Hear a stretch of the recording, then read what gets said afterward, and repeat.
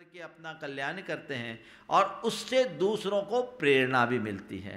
और फिर जब कोई आयोजन होता है, धर्म करने के लिए धन की जरूरत नहीं है, पर धार्मिक आयोजन बिना धन के नहीं होता। आप यहाँ ये सुन रहे हैं, यहाँ सुन रहे हैं, पूरे देश में और बाहर चैनल के माध्यम से सुन रहे हैं, तो ये सारा लाभ आपको घर बैठे मिल रहा है, फ्री में तो नहीं मिल रहा है। पारस चैनल का सहयोग है, लेकिन पारस चैनल भी कोई उनके यहाँ कल्पवृक्ष तो नहीं लगा, उनको सहयोग तो लेना ही पड़ता है। तो जिन लोगों ने इसमें अपना योगदान दिया, उनको आप थोड़ा सा महत्व दोगे कि नहीं दोगे? उनको थोड़ा बहुत प्रोत्साहन दोगे कि नहीं दोगे?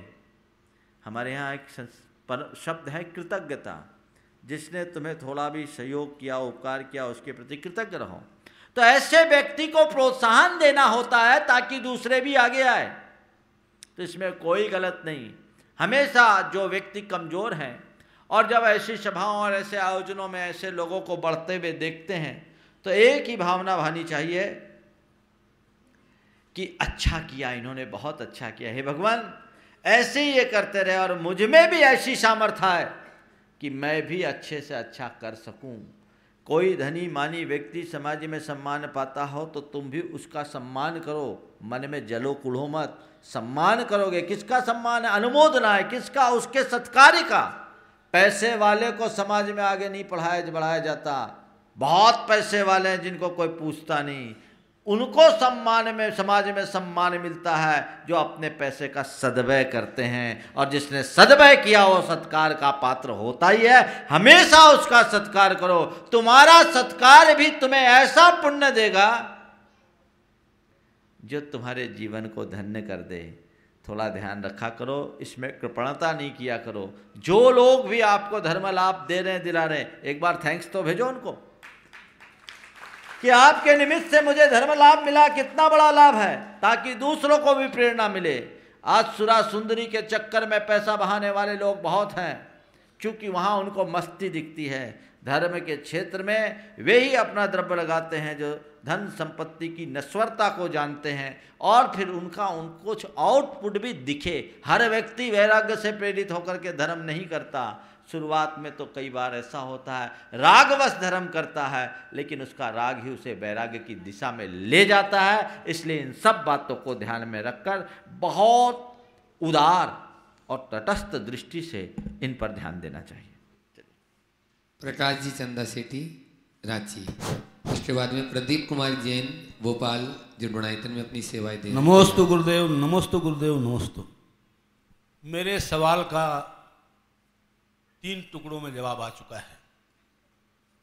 अब शेष जो बचा है वो गुरुदेव के चरणों में प्रेषित कर रहा हूं।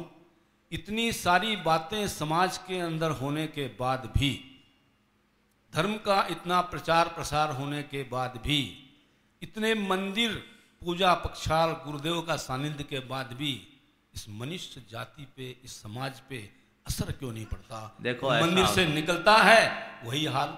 ऐसा होता है, सघन चट्टान घन के एक प्रहार से नहीं टूटती। सघन चट्टान होती है ना, उसके लिए क्या करना पड़ता है? लगातार हैमरिंग करनी पड़ती है। घन पर घन, घन पर घन, घन पर घन मारना पड़ता है। और उस सघन चट्टान पर बार बार हैमरिंग करते हैं तो लगता है कुछ नहीं हो रहा है, लेकिन कभी हैमरिंग व्यर्थ नहीं जाती। बार बार प्रहार करते एक बार उस चट्टान को टूटना ही पड़ता है। तो मैं आपसे कहता हूँ, ये बात सच है कि धर्म और धार्मिक आयोजनों में शामिल होने वाले लोगों की संख्या तो निरंतर बढ़ रही है, लेकिन इसके बाद भी उनके जीवन में जो बदलाव घटित होना चाहिए वैसा नहीं हो रहा है। पर मेरा ऐसा मानना है कि ये बात भी एकांततः ठीक नहीं, लोगों में बदलाव हो रहा है। जिनकी चट्टान थोड़ी ढीली है वो टूट रही है, और जो चट्टानें ज़्यादा सघन हैं उन पर हैमरिंग की ज़रूरत है। अगर परिवर्तन आएगा तो किससे आएगा? चट्टान को तोड़ना है तो कैसे तोड़ोगे?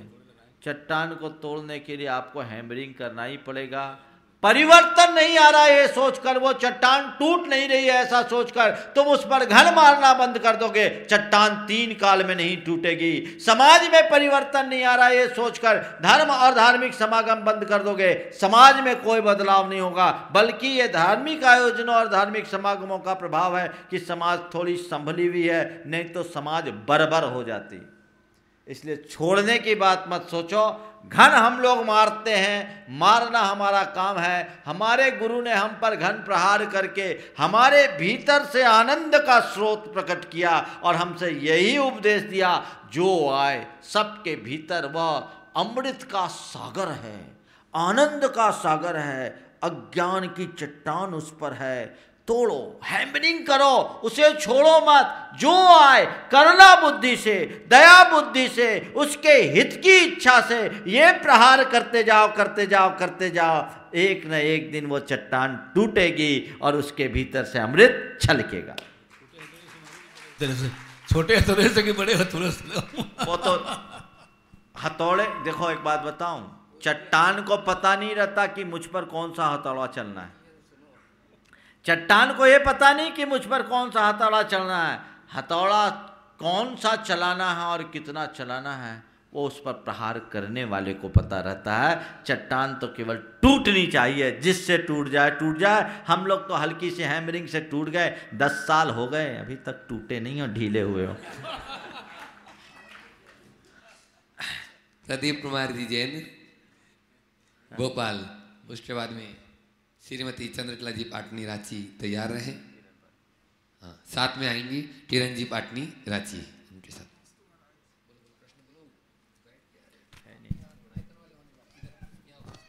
महाराज जी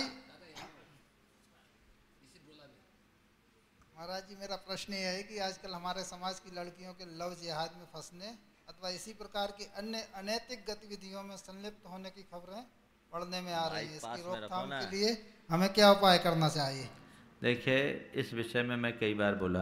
प्रश्न आपका ये है कि लव जिहाद जैसे कुचक्र में हमारे समाज की बेटियां फंस रही है और अन्य भी इस तरह के कुचक्रों का वह शिकार बन रही है, इस दिशा में हमें क्या करना चाहिए। मैं इसे कई बार बोला, जब तक माँ बाप जागते हैं तब तक काफ़ी विलम्ब हो चुका होता है। अपने बच्चों के जीवन के प्रारंभिक दौर में ही उनके दिल दिमाग में इस बात को अच्छे तरीके से स्थापित करना चाहिए कि जीवन साथी का चुनाव जीवन का एक बहुत बड़ा निर्णय है। सोच समझकर जीवन साथी का चुनाव करें। फिर इनमें कहाँ क्या सावधानियां रखनी चाहिए वो हिदायतें भी उन्हें समय से पूर्व दे दें कि ये सावधानी ये अपेक्षित है, ऐसी सावधानियां रख कर के अगर चलेंगे तो जीवन में परिवर्तन और बदलाव आएगा, इन दुर्घटनाओं से बचें। और फिर इसमें एक सबसे बड़ी कमी मैंने देखी है कि माँ बाप अपने बच्चों को पढ़ाई के नाम पर, उच्च शिक्षा के नाम पर आगे बढ़ाने की तो सोचते हैं, लेकिन उनके लिए जितना समय देना चाहिए वो नहीं दे पाते हैं। उन्हें जो संस्कार देना चाहिए वो भी नहीं दे पाते हैं। तो समय न दे पाने के कारण, संस्कार न दे पाने के कारण, और कई प्रसंगों में तो मैंने ये भी देखा है स्नेह न दे पाने के कारण, माँ बाप अपने व्यापार धंधे में इतने बिजी होते हैं कि अपने बच्चों के लिए टाइम ही नहीं निकाल पाते। प्रायः कई वयस्क बच्चों से मैंने पूछा तो कहते हैं कि हमें तो अपने पेरेंट्स से हफ्ता हफ्ता बात करने का भी मौका नहीं मिलता। वो भी अपने में बिजी, ये भी अपने में बिजी। जब दोनों अपने अपने में बिजी हो जाएंगे तो फिर जीवन में परिवर्तन कैसे घटित होगा। तो उस परिवर्तन को घटित करने के लिए आपका उनसे इंटरेक्शन जुड़ा रहे, अपनत्व जुड़ा रहे, उनको समय दें, संस्कार दें। 16 वर्ष से अधिक उम्र की बच्चों के साथ आप अपना जो रिलेशन है थोड़ा बदलें। उन्हें बच्चे की तरह ट्रीट न करें, उन्हें मित्र की तरह ट्रीट करें, उन्हें मित्र मानें और उनसे ऐसी उन्मुक्तता से बात करें कि वे अपने जीवन की जो भी वैयक्तिक बातें हैं आपसे कहने में संकोच न करें। आज ये होता है कि बच्चे सब को बातें बता देते हैं लेकिन माँ बाप से ही प्राय छिपाते हैं, अपना परिवार से छिपाते हैं। तो काफ़ी विलम्ब हो चुकता है और इसके बड़े दुष्परिणाम आते हैं। तो ये जोड़ना जरूरी है और उनके धार्मिक भावनाओं को हमेशा उद्दीप्त रखने की आवश्यकता है। ऐसा करने से साधु संतों का संपर्क सानिध्य मिलने में उनमें बहुत बड़ा परिवर्तन आता है। तो ये सब चीज़ें देख करके चलना चाहिए, तभी समाज में बदलाव घटित हो सकेगा। श्रीमती चंद्रकला जी पाटनी, उनके साथ में आएंगी किरण जी पाटनी रांची, और उसके बाद में तैयार हैं पूजा जैन जबलपुर और आशा बढ़ हजारीबाग। नमोस्तु महाराज श्री। महाराज श्री, जीवन में सब कुछ अपने पाप पुण्य पर निर्भर करता है, तो फिर गुरुओं के आशीर्वाद से क्या होता है और गुरु से आशीर्वाद क्यों लेते हैं? बिल्कुल सही बात कहा है, गुरु के आशीर्वाद से कुछ नहीं होता। महाराज, जब गुरु के आशीर्वाद से कुछ नहीं होता तो लोग लेते क्यों और आप देते क्यों, ये एक प्रश्न है।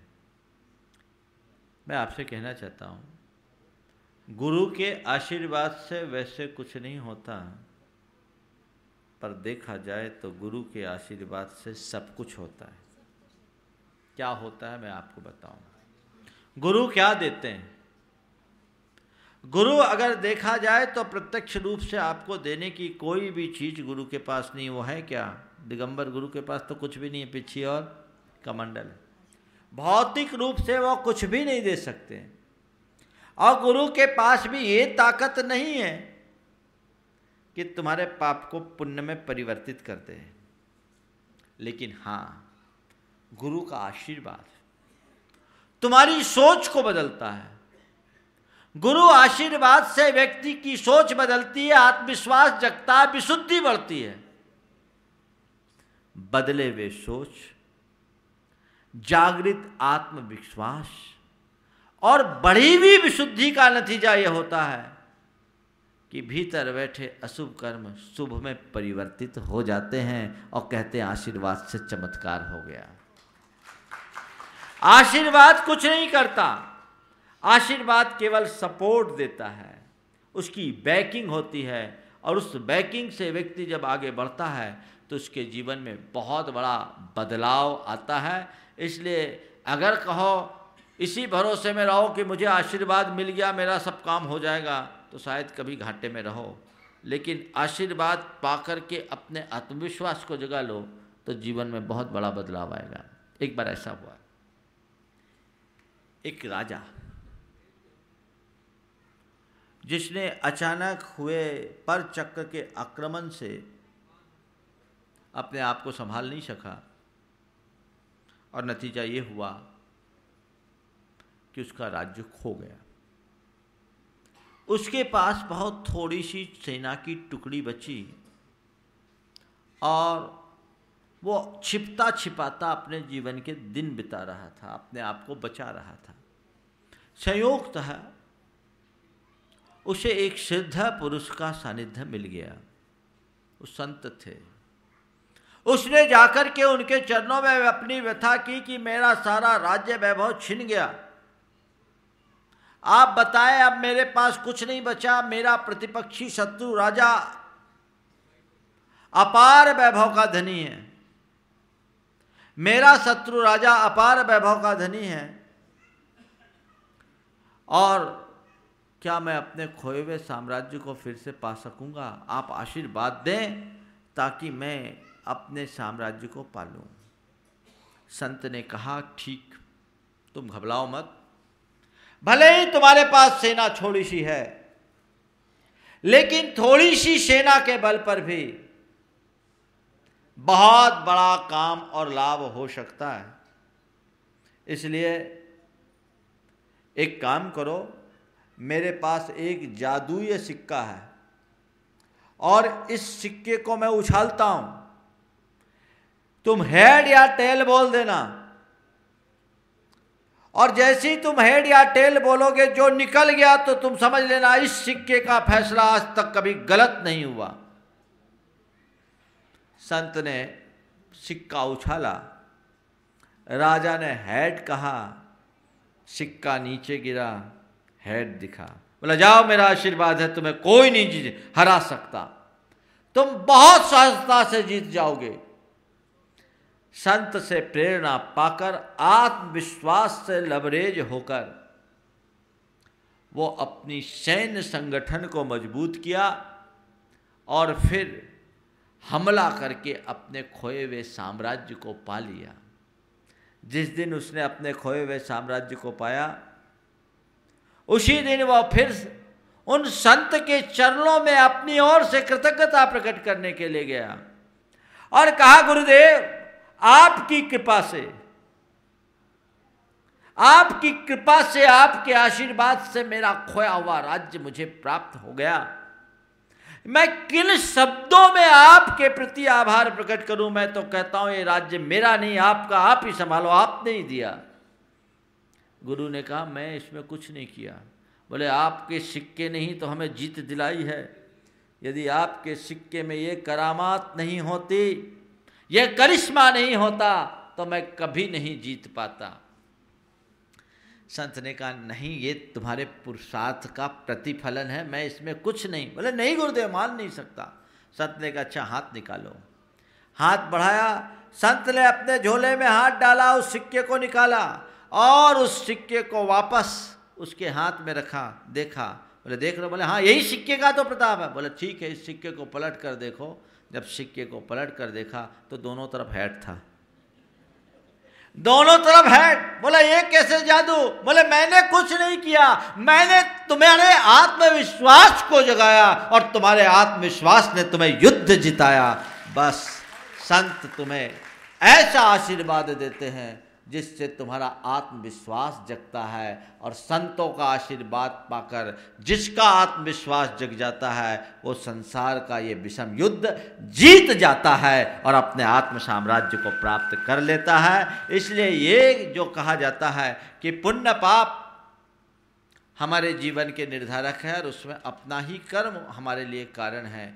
निश्चय से देखा जाए तो कहते आत्मा ही खलु आत्मनो गुरु, आत्मा ही आत्मा का गुरु है। लेकिन फिर भी इन सब के बाद भी गुरु का संपर्क, सानिध्य, वो प्रेरणा हमें बनता है और वो प्रेरणा बनती है और उस प्रेरणा के बल पर हमारे जीवन में बहुत बड़ा बदलाव आता है। औरों में बदलाव आया हो या ना आया हो। हाँ, इनकी जेठानी कह रही है चंद्रकला में बदलाव तो आया ही है निश्चित। आज ये इनके कारण उनको यहाँ आने का मौका मिल रहा है, वो हिम्मत नहीं कर पा रही है पूछने की। हाँ बोलेंगी। हाँ, तो मैं आपसे कह रहा हूँ औरों में बदलाव आया है नहीं आया, पर मैं आज जो भी हूँ गुरु के आशीर्वाद से ही हूँ।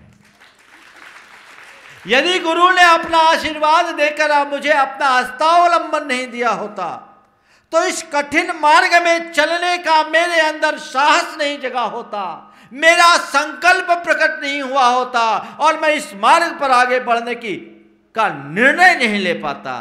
गुरु ने कहा, चिंता मत करो, मेरा आशीर्वाद। बस मेरे मन में एक बात बैठ गई, मेरे सिर पर गुरु का हाथ, अब मुझे कुछ नहीं होगा। और मेरा मार्ग लगता बढ़ता गया, मुझे मार्ग मिलता गया। आप सबसे भी मैं कहता हूँ, जीवन में किसी न किसी एक सद्गुरु का हाथ अपने माथे पर जरूर रखवाओ। वो प्रेरणा तुम्हें देगी, वो तुम्हें दिशा देगी जिसके बल पर अपने जीवन को आगे बढ़ा सकोगे। सद्गुरु का हाथ जिसके सिर पर रहता है वो संसार में कभी अनाथ नहीं हो सकता। और मैं कहता हूं, जिसके सिर पर सद्गुरु का हाथ नहीं, ध्यान से सुनना, जिसके सिर पर सद्गुरु का हाथ नहीं, उसके पास भले सारा संसार हो, फिर भी परमार्थ के क्षेत्र में वो अनाथ है, अनाथ है, अनाथ है। तो अपनी अनाथता को दूर करना चाहते हो तो गुरु चरणों से अपना नाता जोड़ो, जो तुम्हारे जीवन का पथ प्रशस्त करेंगे। आगे यहाँ महाराज श्री, जो बात आपने कही अभी चंद्रकला के लिए, तो सच में आपका सानिध्य पाकर कहाँ से कहाँ पहुँच गई। एक टाइम ऐसा था कि हम लोगों को बोलना पड़ता था ये हमारी देवरानी है, और आज सबको परिचय देना होता कि मैं चंद्रकला की जिठानी हूँ। ये क्या थी और क्या हो गई है। बहुत अच्छा लग रहा है चंद्रकला को यहाँ इस स्थान पे देख के। सिर्फ इसके लिए एक शब्द कहना चाहूँगी, दुआओं से भरा ये दिल आए हैं तुम्हारे लिए, हर ख्वाब तेरी जिंदगी का हकीकत में बदल जाए, फूलों और खुशबों और धर्म से तेरा जीवन महक जाए, तेरा जीवन महक जाए। बहुत सुंदर। देखो, एक बात मैं कहना चाहता हूँ, देवरानी की लोक में प्रशंसा हो और जेठानी उसकी प्रशंसा करे, ऐसा उदाहरण मिलता है क्या? लेकिन वो उदाहरण यहाँ है। क्यों है? लौकिक क्षेत्र में कोई उपलब्धि करे तो वो व्यक्ति के लिए ईर्ष्या उत्पन्न करने का कारण बन सकते हैं, लेकिन पारमार्थिक क्षेत्र में यदि कोई व्यक्ति आगे बढ़ता है, भले छोटा भी क्यों ना हो, तो उसको देखकर ईर्ष्या नहीं गर्व आता है और सामने वालों के प्रति आदर का भाव आता है। इन्होंने जो कहा उसी आदर की अभिव्यक्ति है। धर्म के क्षेत्र में आगे बढ़ोगे, बेड़ा पार होगा। चलो, आस्था बढ़ जाता हजारी बात वो आ रही है महाराज जी। एक अभी प्रश्न आया है और ये सरदार जी अभी आपको सुन रहे हैं, मानसा पंजाब से, मक्खन सिंह जी नाम है। भगवान दिखते हैं क्या? भगवान दिखते हैं क्या? अगर तुम्हारे पास आंखें हों तो हर जीते जागते प्राणी में भगवान के दर्शन हो सकते हैं। भगवान का अस्तित्व कहीं और नहीं, हमारे ही भीतर भगवान है। सच पूछो तो हम ही भगवान हैं, लेकिन हम उसे पहचानते नहीं और उनका दर्शन करने की सामर्थ्य नहीं पाते। अपने भीतर की बुराइयों को दूर कर दो, तुम ही भगवान बन जाओगे। बस भगवान में और हम में क्या अंतर है? हमारे गुरुदेव ने एक दिन बहुत अच्छी बात कही, भक्त और भगवान में कोई खास अंतर नहीं, दोनों ही हीरा है। बहुत ध्यान से सुनना, भक्त और भगवान में कोई खास अंतर नहीं, दोनों ही हीरा है। अंतर कुल इतना है, एक स्थान पर एक खान में पड़ा है, दूसरा शान पे चढ़ा है। बस साधारण प्राणी खान में पड़े हीरे की भांति है, जिसके चमक का उनको पता नहीं। जब साधना की शान पर चढ़ोगे तो तुम पहलूदार हीरा बनकर निकल उठोगे और उसी क्षण तुम भगवान बन जाओगे। तो भगवान को खोजने के लिए कहीं जाने की जरूरत नहीं, तुम खुद भगवान हो, उसे पहचानो और तुम्हारे भीतर जो शैतान बना है उसे बाहर निकालो, जीवन धन्य हो जाएगा। आशा बढ़ जाता हजारी बार। पूजा जैन जबलपुर तैयार रहे। महाराज श्री के चरणों में त्रयवार नमोस्तु नमोस्तु नमोस्तु। महाराज जी, हमारा धर्म अनेकांत है, हमें अनेकांत और शादवाद के बारे में बताएं। अनेकांत शादवाद को बताने के लिए अवकाश नहीं। वो मुझे इधर इशारा 3 उंगली का दिखा रहा है कि 3 मिनट बचे। एक व्याख्यान मैं जो बीच में जानिए जैन धर्म का मर्म की श्रृंखला चालू किया था, उसके 7 व्याख्यान अभी मेरे रिजर्व हैं। उसको चालू इसलिए नहीं किया कि संभावित है आने वाले दिनों में बिहार, तो मैंने सोचा कि प्रवास के दिनों में वो ले लूँगा, ताकि लाइव न भी हो तो आप लोगों को आगे पीछे वो सामग्री मिल जाए। एक दिन का पूरा व्याख्यान अनेकांत और शादवाद का होगा, तब तक के लिए प्रतीक्षा करें। आज बंधुओं गुणायतन से जो जुड़े हैं ट्रस्टी के रूप में श्रीमती प्रेमलता जैन, पिता श्री बाबूलाल जी, माता श्रीमती सुलोचना देवी डंडवाल, पुत्र वितुल जैन, पिता श्री कमल कुमार जैन, जयपुर निवासी, व्यावर प्रवासी, ये ट्रस्टी बने हैं गुणायतन के। जोरदार तालियों के हंसते उनकी स्वागत अभिनंदन करें। और श्री प्रभु सिंह जी जयपुर, ये आज गुणायतन से स्तंभ के रूप में जुड़े हैं, इनका भी जोरदार तालियों से उनका भी स्वागत। डॉक्टर अरुण जी जैन जबलपुर, वे आज अपने बेटे की पहली सैलरी 33,000 रुपये उनको मिला और वो लेकर यहाँ पर आए हैं। जोरदार तालियों से धन्य है इनका सुपुत्र भी। देखिए, डॉक्टर साहब के बारे में मैं बोलूँ, ये एक बड़े संस्कारित परिवार से हैं, इनका पूरा परिवार जुड़ा है और अपने इनके भाई अरविंद तो बहुत अच्छे से जुड़े हैं इस कार्यक्रम में। गुणायतन से भी जुड़े हैं, गुणायतन के मंत्री भी हैं। लेकिन मैं बात करता हूं बच्चों के संस्कार के भावना की। उसने जब उसका कैंपस में सिलेक्शन हुआ तब आकर के शिखर जी में आकर के मुझसे कहा था, महाराज मैं अपनी पहली सैलरी गुणायतन को देना चाहता हूं। कोल इंडिया में उसकी सर्विस लगी और वो खुद नहीं आ पाया, तो अपने पिताजी को बोला कि आप जाकर मेरी ये सैलरी का पैसा जाकर दे के आओ, तभी मैं आगे बढ़ सकूंगा, अन्यथा नहीं। ये एक बहुत अच्छी प्रेरणा है और ऐसी प्रेरणा सबको लेते रहना चाहिए। आगे करो। मैं चाहूँगा मंच पर विराजित है महेंद्र जी डंडवाल ट्रस्टी और महावीर जी सोडानी यदि हों कोषाध्यक्ष, तो वे इनको स्मृति चिन्ह देंगे। निर्माण निधि सदस्य में आज जुड़े श्री प्रमोद जी जैन, श्रीमती पूनम जैन, पुत्र शुभम जैन, पुत्री सोनम जैन, दिल्ली। जोरदार तालियों से उनका स्वागत करें। निर्माण मित्र में जुड़े हैं आयुष जैन, डॉक्टर अनूप जैन जबलपुर। जोरदार तालियों से उनका भी स्वागत करें। यदि यहाँ उपस्थित हो, यदि आयुष अनूप जैन, तो वे चले आएंगे। और उसके बाद यदि पूजा जी जबलपुर आ गए हों तो वे, उसके बाद सुनीता राकेश मॉडल वारासिवनी, उनका भी प्रश्न है, वे भी चले आएंगे। पूछो जल्दी। नमोस्तु महाराज जी, मेरा प्रश्न ये है, कहते हैं भगवान जी का अभिषेक बार बार करने से उनका चमत्कार खत्म हो जाता है, क्या यह बात सही है? अरे धर्म की क्रिया विवेक से करना चाहिए। अभिषेक बार बार करने से चमत्कार खत्म हो या ना हो, पर हमने कई बार देखा है कि बिना विवेक के भगवान का अभिषेक करने से वहाँ प्रतिमा के वर्ण में भी परिवर्तन आ जाता है, इसलिए विवेक पूर्वक कार्य करना चाहिए। चलिए आगे। कुछ छोटे छोटे प्रश्न है महाराज जी। इधर आ बोला जल्दी। हाँ जल्दी आ। नमोस्तु महाराज जी, शांति धारा में लास्ट में हाँ। जो 24 लास्ट में जो 9 तीर्थंकरों के नाम पूजा बोले जाते हैं, वो नवग्रह से जोड़ करके बोल देते हैं लोग, बाकी और कुछ का प्रयोजन नहीं। हाँ आइए। और जो कल का है ना, जो कल का क्वेश्चन था वो हो गया, कल का नहीं, एक दूसरे को पूछो, टाइम कम है, कल पूछेंगे। हाँ लो। हाँ पूछो। महर्षि हाँ पूछो। नमस्ते महर्षि, जैसे हम रात्रि में सब कुछ त्याग करके सोते हैं, तो उसके बाद अगर अचानक मौत हो जाए किसी की भी, तो क्या उसका, रात्रि में अगर आप सब कुछ त्याग करके सोते हैं और त्याग की स्थिति में किसी की मौत होगी, तो निश्चित रूप से त्याग के प्रभाव से वो सदगति का पात्र बनेगा।